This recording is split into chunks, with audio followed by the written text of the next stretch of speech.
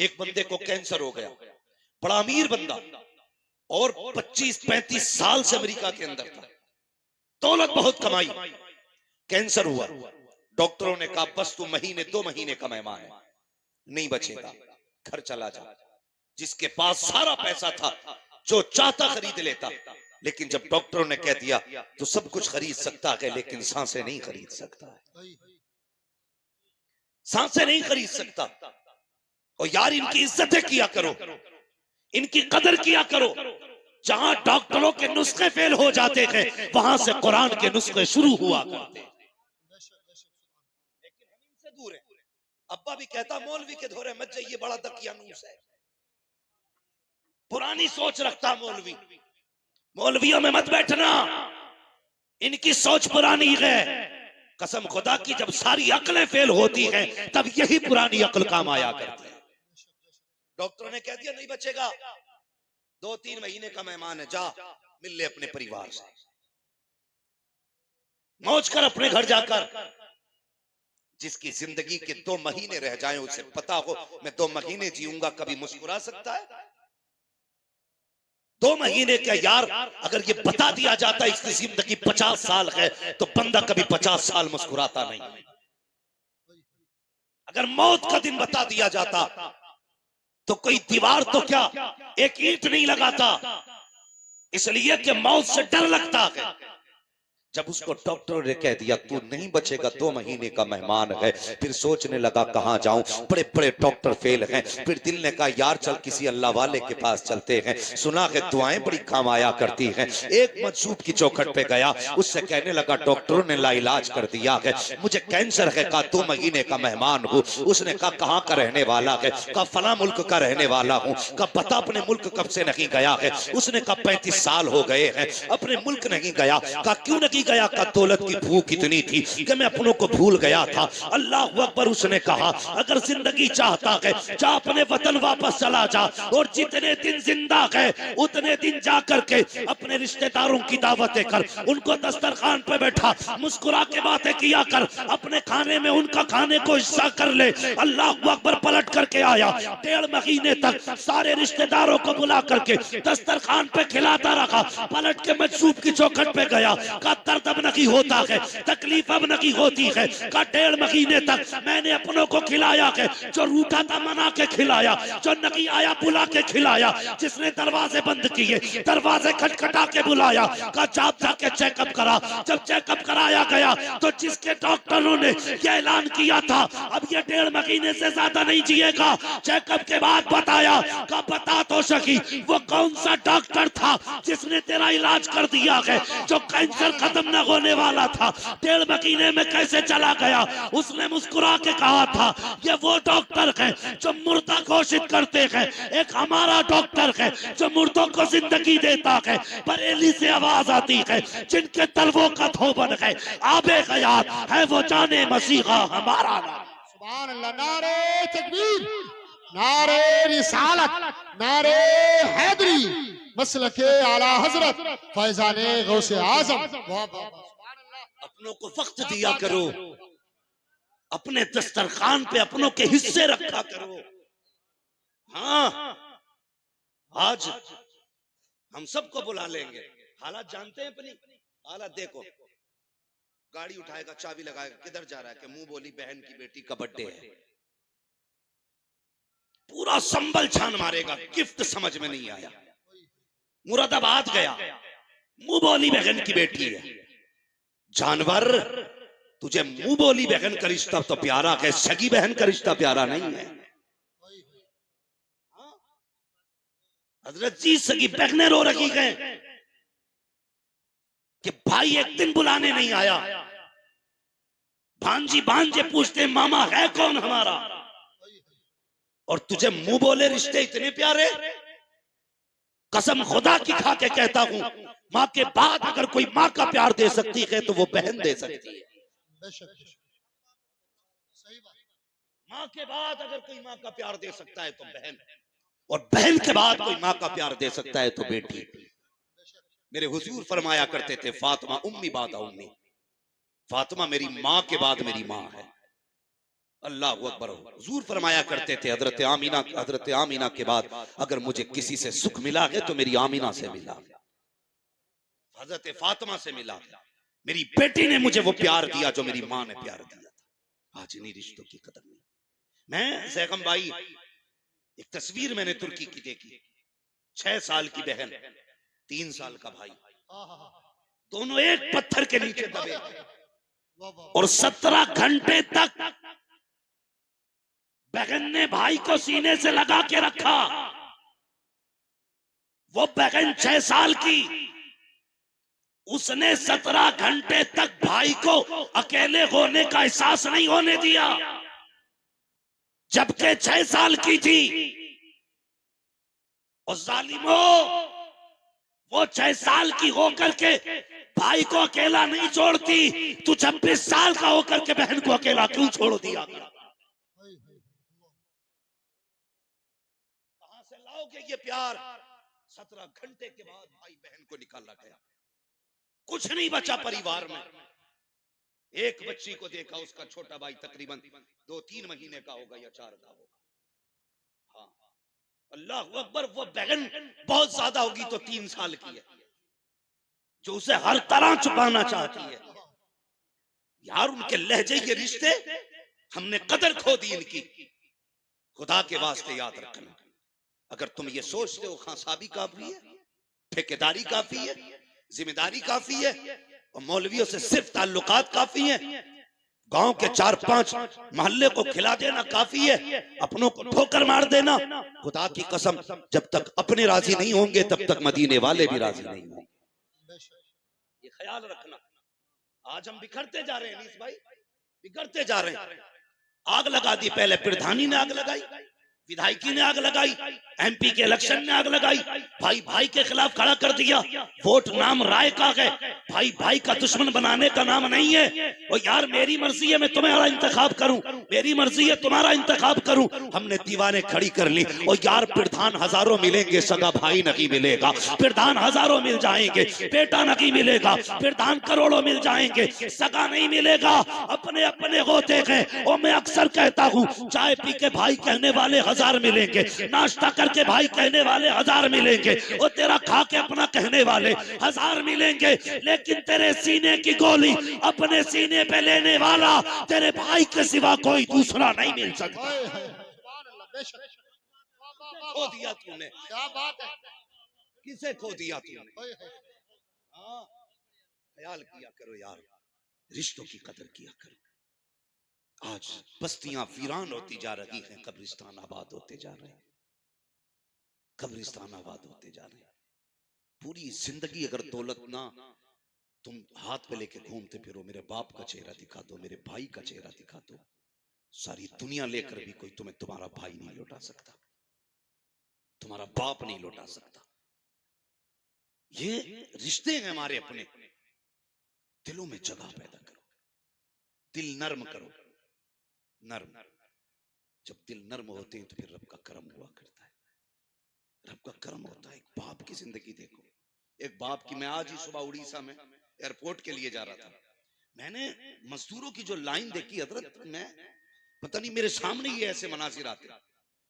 मैंने माओ को लाइन में खड़े देखा मजदूरों की, जबकि उनकी गोद में बच्चे थे। ऐसी कंडीशन में माँ बाप बच्चों को पाल लेते हैं। सब कुछ होते हुए बच्चों से माँ बाप नहीं पला करते, सब कुछ होते हुए बच्चों से माँ बाप नहीं पलते। एक जरा सा जुमला तेरा बाप को जीते जी मार देता है, जीते जी। वो कौन सा जुमला जब हम कहते हैं तुम्हारे लिए कमाई अपने बच्चों के लिए, ये जुमला बाप को जीते जी मार देता है।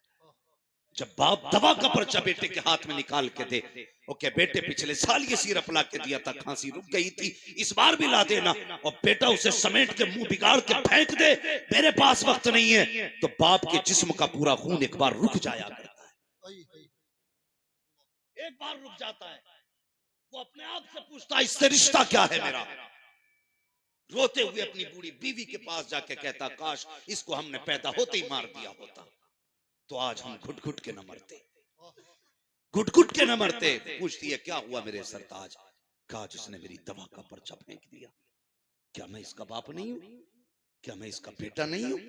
अल्लाह अकबर। जब ये बातें होती हैं तो फिर माँ बाप की जबानों से बद्दुआ निकलती है, और अगर वो बद्दुआ दे दें तो दुनिया का कोई पीर तेरी तकदीर नहीं संभाल सकता है। याद रखना, कोई पीर नहीं संभाल सकता। गलत नहीं कह रहा हूं हजरत मैं। आप देखो जाकर के मजारों पे इतनी भीड़ लगी पड़ी है कि चादर चूमने का नंबर नहीं आ रहा, चादर चूमने का नंबर नहीं आ रहा, और मुजाबिरों की मौज आ रही है, गदगद हो रहे हैं। इतना पैसा गोलकों में है कि गिनने वाले नहीं मिल रहे। हाँ?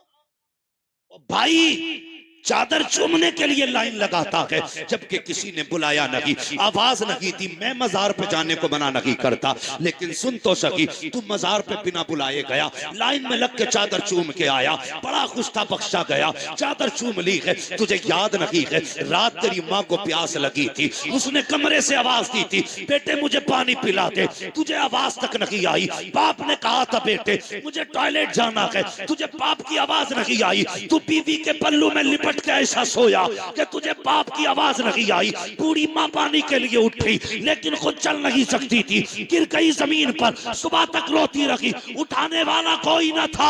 वो चादरों को चूमने वालों, मज़ारों पे 6 बार जाने वालों, तुम्हारी मर्जी है जितनी बार जाया करो, लेकिन मेरा कहना है पहले कहने पे माँ की खिदमत में हाजिर हो जाया। सुभान अल्लाह, बेशक। नारे तकबीर, नारे रिसालत, नारे हैदरी, नारे हैदरी, नारे गौसियत। अल्लामा मुफ्ती हम्माद साहब क़िबला। सुभान। आज बाप है तो कदर नहीं है, आज माँ है तो इज्जत नहीं है। हाँ, इज्जत नहीं। मैं तो नहीं बता सकता शुएब भाई के दिल पे इस वक्त क्या गुजरती होगी। बाप के बगैर ये जिंदगी कैसे महसूस करते होंगे, नहीं जानता भाई, मैं नहीं जानता। इसलिए कि बाप का दर्द सिर्फ यतीम जानता है, और ये ऐसा दाग होता है जो जिंदगी में कभी नहीं जाता। जब जब खुशी आती है तब तब आंसू आएंगे, जब जब कामयाबी होगी तब तब आंसू आएंगे।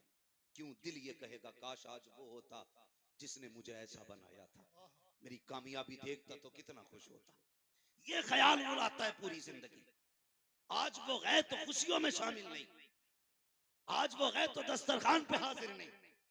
बाप इंतकाल कर जाए, सैगम भाई कई लोगों ने कहा यार तू बहुत बड़ा मुकर्रिर है, कहते लोग समझते हैं हालांकि मैं कुछ नहीं हूं, ये सब तुम्हारा कर्म है, आका के बाद अब तक बनी हुई है, मैं कुछ नहीं हूं। लोग कहते बड़ा मुकर्रिर है तू, कोई ऐसा वजीफा बता, मेरा जी चाहता मैं अपनी माँ का चेहरा देखूं, मैं अपने बाप को देखूं। जब से गए मैंने आज तक ख्वाब में नहीं देखा, मैं उन्हें देखना चाहता हूं, मैं उनकी कब्र पे जाऊं तो मुझे नजर आ जाए। ये लोग कहते हैं, मैं कहता हूं किसी तावीज की जरूरत नहीं, किसी वजीफे की जरूरत नहीं। अगर तुम्हें अपने बाप और माँ को देखना है, सिर्फ इतना कर, एक दिन थोड़ा ज्यादा करके खाना बना, सारी बहनों को दावत दे, सारे भाइयों को दावत दे, एक दस्तरखान पर बैठो और हंस हंस के खाने खाओ, फिर सबके चेहरे देखना, किसी बहन के चेहरे में माँ का चेहरा दिखाई देगा, भाई के चेहरे में बाप का चेहरा दिखाई देगा। और यार अपनों को बैठा करके कभी हंस लिया करो, किसी वजीफे की जरूरत नहीं है, तेरे एक ही दस्तरखान पे माँ का चेहरा भी दिख जाएगा, बाप का चेहरा भी नजर आएगा।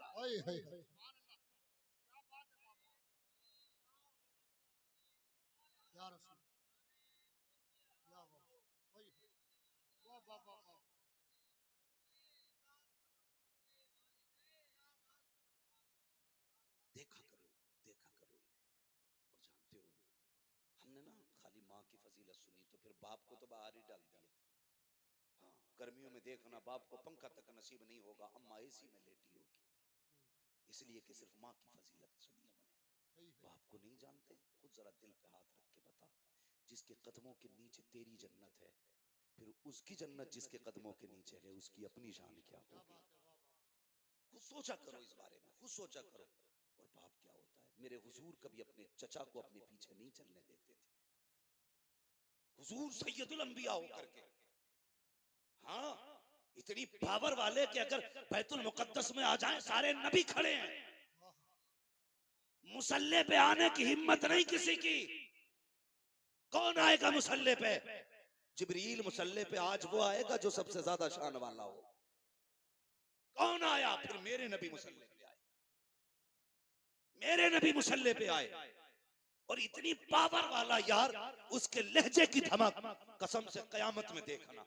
फकत इतना सबब है इनेकाते बज़्म महशर का कि उनकी शान महबूबी दिखाई जाने वाली।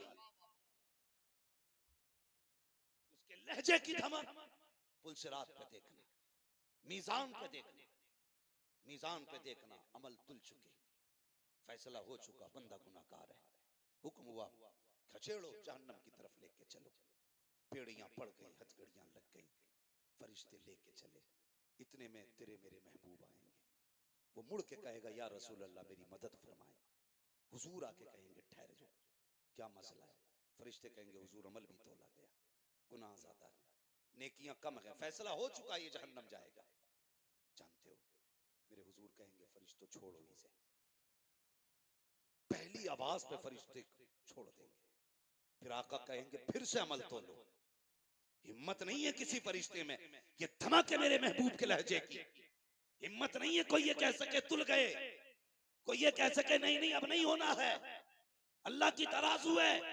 नहीं, महबूब कहेंगे फिर तोलो। फिर अमल तोले जा रखे हैं। अब जब अमल तोले जाएंगे तो अब गुनाह कम हो जाएंगे, नेकियां बढ़ जाएंगी। फरिश्ते कांपने लगेंगे, मालिक तराजू तेरी, फैसला तेरा, इंसाफ तेरा। अभी तोला तक गुनाह ज्यादा थे, अब तोल रहे हैं, अब नेकियां ज्यादा है। रब फरमाएगा फरिश्तों देखते नहीं हो, मीजान पे महबूब आके खड़ा हो गया है। अगर ये खड़े हो करके अमल तुलवाए फिर भी गुनाह ज्यादा हो जाए, ये मेरी रहमत को गवारा नहीं हो सकता। सुभान अल्लाह। नारे तकबीर, नारे रिसालत, नारे हैदरी, अज़मत रसूल पाक मुफ्ती हम्माद साहिब किबला। सुभान ये उनके लहजे की धमक। अल्लाह अकबर। वो पैगंबर, कभी आपने ना अपने चचा को अपने पीछे नहीं चलने दिया, नहीं चलने दिया। क्या फरमाया करते थे? आका फरमाते थे चचा मेरे पीछे ना चला करो, लोग कहते हैं आपकी शक्ल मेरे बाप अब्दुल्ला से मिलती है। जब तुम पीछे चलते हो तो लगता है कि अब्दुल्ला मेरे पीछे है। अल्लाह अकबर। वो खुदा के वास्ते कदर करो बाप की भी, इज्जत करो बाप की भी। ये वो दरख्त है ना जो अपने जीते जी अपने बेटे पे कभी धूप नहीं पड़ने देता, औलाद पे कभी धूप नहीं पड़ने देता। ये वो दरख्त है जो अपनी औलाद पर धूप नहीं पड़ने देता। ये वो दीवार है जो अपने बाप अपनी औलाद तक किसी आंधी के झोंके को नहीं आने देता। बाप अगर घर में बिस्तर पे भी पड़ा है ना तो औलाद के लिए चट्टान होता है, चट्टान होता है औलाद के लिए। इसलिए गुजारिश है, इज्जत किया करो बाप की, कदर किया करो, और इनके सामने कभी ऊंची आवाज में बात ना किया करो, ना किया करो। जब कहते हो ना तुमने हमें दिया ही क्या है, तुमने हमारे लिए किया ही क्या है, ये बड़ा मुश्किल जुमला होता है, बड़ा मुश्किल। मेरे एक मिलने वाले, और मैं नाम नहीं लूंगा, तो वो एक दिन मुझसे कहने लगे मौलाना मैं बच्चों की जमीन के लिए ना, ताकि इनकी जमीन बची रहे, मैंने जेलें काटी हैं। अपनी औलाद की जमीन बचाने के लिए। लोग, अकेला था मैं बाप का, दुश्मनों ने पूरी ताकत लगाई कि ये मर जाए, इसकी जमीन हम हड़प लें, जेल चला जाए, जमीन बिक जाए। वो कहता है कि मैं औलाद की खातिर जेल काट के आया ताकि इनकी जमीन बच जाए। आज मेरी औलाद जब मुझसे कहती है कि तुमने हमारे लिए क्या किया है, तो कहता है यहाँ का पसीना तलवे में निकल जाता है, तलवे में निकल जाता। उस बाप के जुमले क्या थे? उसने कहा था मौलाना सच बात ये है, ये मुझसे पूछते मैंने इनके लिए क्या किया है। वो कहता पैदा करने वाले की कसम, जायदाद छोड़ो, दौलत छोड़ो, तालीम दी, बिजनेस दिया, सब छोड़ दो, मैंने जो इनके नाम रखे हैं ये उसकी कीमत नहीं अदा कर होता है। वो कहते हैं जो मैंने इनके नाम रख दिए हैं ये उसकी कीमत नहीं। इसलिए तुमसे गुजारिश है मेरे बच्चों, अल्लाह तुम्हें जवानियां दे और होश में आओ। कभी बाप को तकलीफ न देना, कभी बाप को दुख न देना, वरना अगर ये चला गया हमेशा उस कांधे को तरस जाओगे जिस पे रख के तुम सर रोया करते थे। नहीं मिलेगा कोई तसल्ली देने वाला, वरना दुनिया इतनी अजीब है, लोग रो के सुनते हैं, हंस के उड़ा देते हैं। तुम्हारे दुखों को दुखों की तरह सुनेंगे, फिर मौज करेंगे तुम्हारे हटते ही, हंसी उड़ाएंगे तुम्हारी। सिर्फ एक बाप है जो तेरे आंसू देख के रो देता है। इसलिए मेरी गुजारिश है इज्जत किया करो बाप की, कदर किया करो माँ की। ये बहुत कीमती रिश्ते हैं, बहुत कीमती रिश्ते।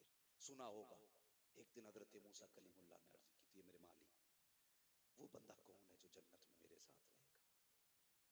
अल्लाह ने फरमाया महबूब मूसा देखना चाहते हो? कहा जी। का फला मकाम पे चले जाओ, उसकी दुकान है। गए, जाके देखा गोश्त काट रहा था। चक्कर में थे कौन सी नेकी इसने की है कि कलीम के साथ जन्नत में रहेगा। आप बैठ गए, बताया नहीं मैं कौन हूं, वो भी नहीं जानता था चेहरे से। बैठे रहे, सुबह से शाम हो गई, गोश्त काट के बेचता रहा। आपने देखा कोई नेकी भी इसने नहीं की। फिर सोचने लगे शायद रात को ये कयाम करता होगा। जब वो दुकान बंद करके चलने लगा ना, तो आप भी पीछे पीछे हो लिए। अब आपका तो वो अपना वतन था नहीं, उसने आपको चलते देखा, चेहरा नबी का चेहरा था, और नबी के चेहरे में वो कशिश होती है जो उसे देखता है देखते ही रह जाता है। देखा, कहने लगा ओ हसीन चेहरे वाले, कहीं बाहर से आए हो? फरमाया जी परदेसी हूं। कहा अच्छा, वो लोग कितने अच्छे थे? कहा परदेसी हो? कहा हाँ। कहा फिर? कहा अगर इजाजत दे तो एक रात तेरे घर गुजारना चाहता हूं। उसने कहा जहे नसीब, मेहमान मेरे घर आए। ले गया बुला के। आप इस मकसद से गए थे कि देखे कौन सी इबादत करता है?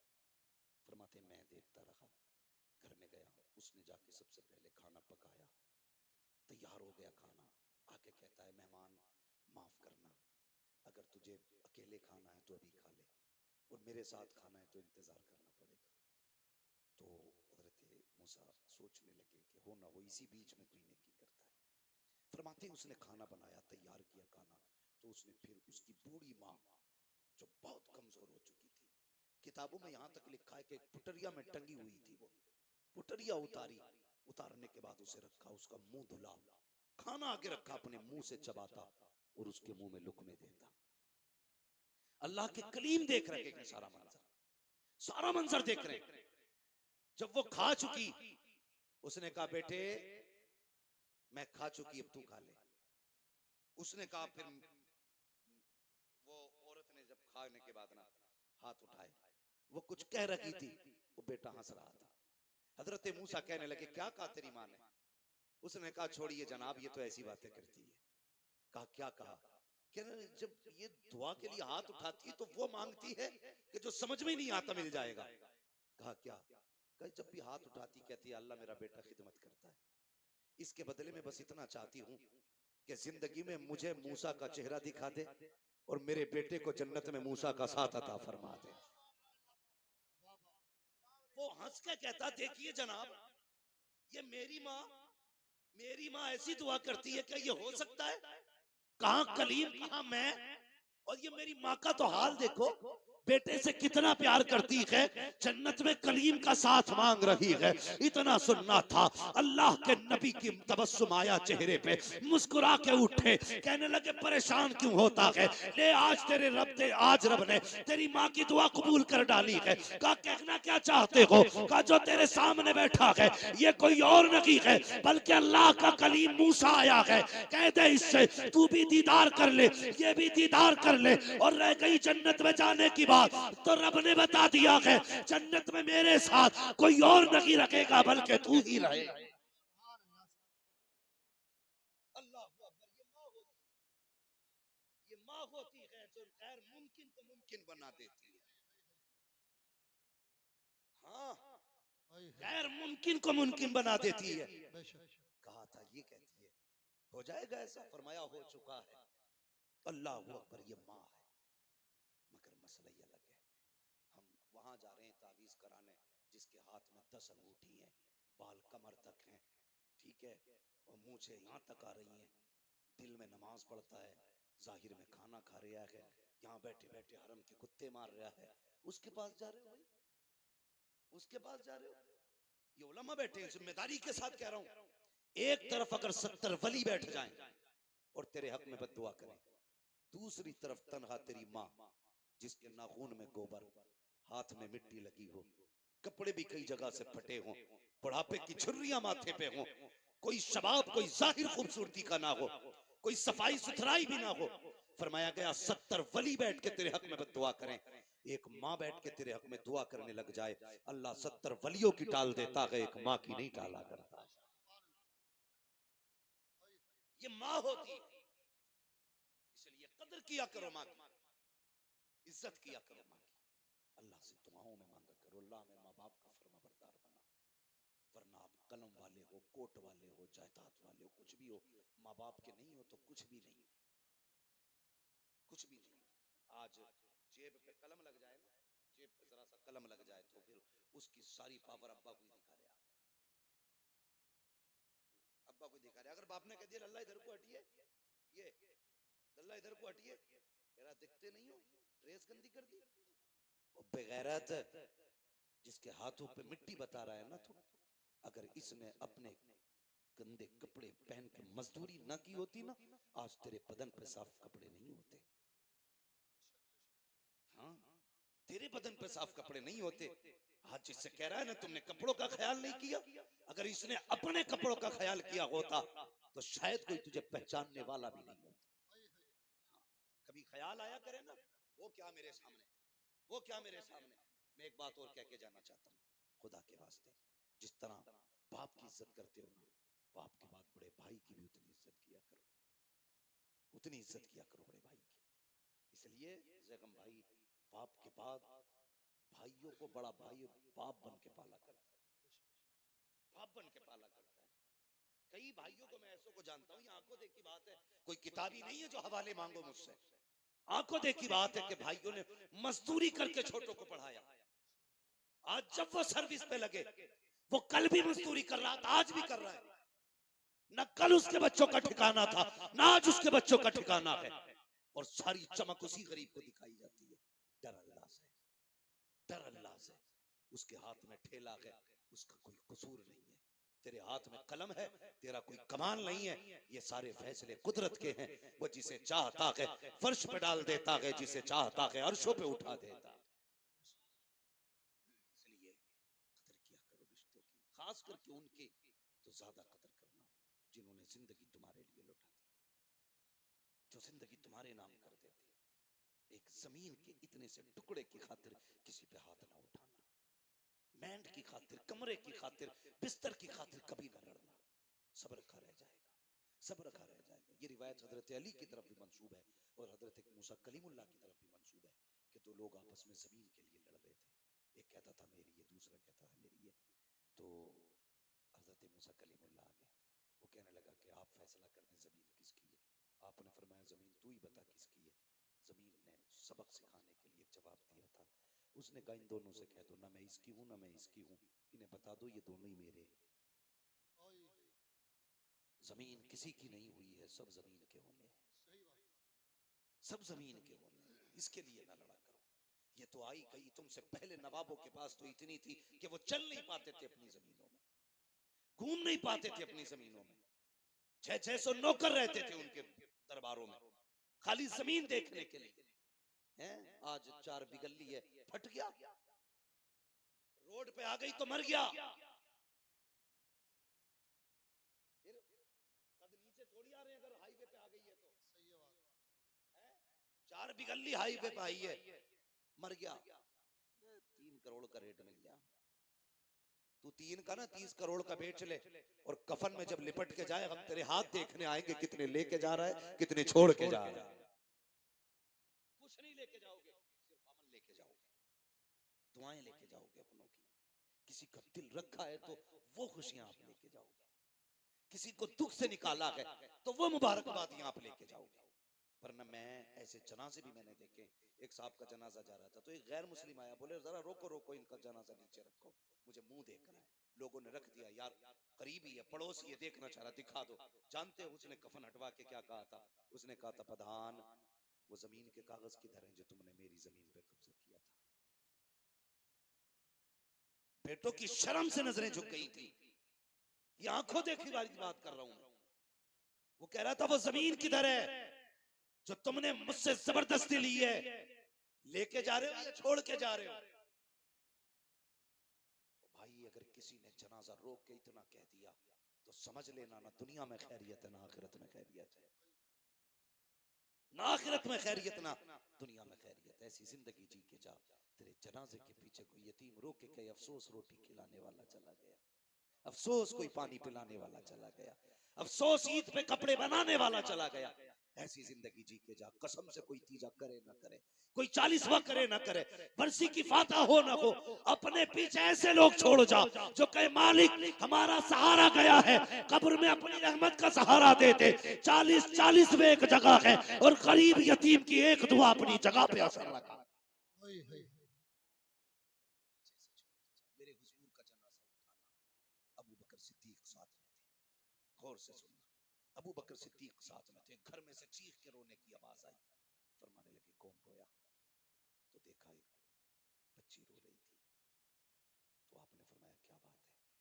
उसने कहा हम इसलिए रो रहे हैं, हमारे घर में कोई नहीं था करने वाला, मैं और मेरी दादी थी। हुजूर हमारी बकरियों का दूध निकालने आया करते थे, आज के बाद हमारी बकरियों का दूध कौन निकालेगा? मैं छोटी हूँ, दादी बूढ़ी, हम तो भूखे रह जाएंगे। अबू बकर सिद्दीक ने बच्ची को सीने से लगा के कहा था, बेटी परेशान मत होना, ये हुजूर का करम है कि जाते जाते अबू बकर को तेरे घर का पता दे जा रहे हैं। अबू बकर को तेरे घर का पता दे के जा रहे हैं। फरमाने लगे बेटी आज के बाद अबू बकर आया करेगा। पूरी दौरे खिलाफत में आप उनके घर जाते, बकरियों का दूध दूते और उनको दे के आया करते थे। यार कम से कम ऐसी जिंदगी गुजार के जाओ, ऐसी जिंदगी गुजार के जाओ। हम तो अगर यतीमों पे हाथ भी रखते ना तो कैमरा पहले लगाते, फोटो पहले लेते थी। मैंने यतीम के सर पे हाथ रखा, मैंने गरीब को सीने से लगाया। ये क्या मसला है? पढ़ो ना आप तारीख। मदीने शरीफ में ना एक ऐसी बूढ़ी भी थी जिसका कोई नहीं था। जब काम तकसीम हुए ना, हजरत उमर फारूक आजम और सहाबा कैसे लोग थे, कैसे लोग थे, नेकियां ढूंढा करते थे। कहीं काम मिल जाए ऐसा जिससे नेकी में, भाई इसे सही कर लो यार, कहीं काम मिल जाए ऐसा जिससे नेकी। पता चला एक बूढ़ी है जिसका कोई नहीं। हजरत उमर गए, दरवाजा खटखटा दिया, आवाज आई कौन? का मां तेरे दरवाजे पे आया हूं, मैं इजाजत दे तो आज से तेरा काम करूंगा, तेरे घर का काम आज से मैं किया करूंगा। बूढ़ी ने कहा नहीं बेटी, नहीं बेटे, तू घर के मेरे काम मत करना। आपने जिद की सिर्फ इसलिए ताकि नेकी मिल जाए किसी की मदद की। तो बूढ़ी कहने लगी तू है कौन? कहा अम्मा मुझे उमर कहते हैं, मुझे उमर कहते हैं, माँ इजाजत दे तेरे घर के काम करूं। तो माँ कहने लगी बेटे कोई है जो आता है मेरे घर का काम करके चला जाता है? हजरत उमर कहते हैं क्या नाम है उसका? तो बूढ़ी कहने लगी नाम तो उसने आज तक नहीं बताया, आज तक उसने नाम नहीं बताया, आज तक नाम नहीं बताया उसने। अच्छा, फिक्र हुई कि चलो आता कब है? का रात को आता है या किसी भी वक्त आता है, काम कर जाता है। हजरत उमर कहने लगे देखूंगा कौन है वो।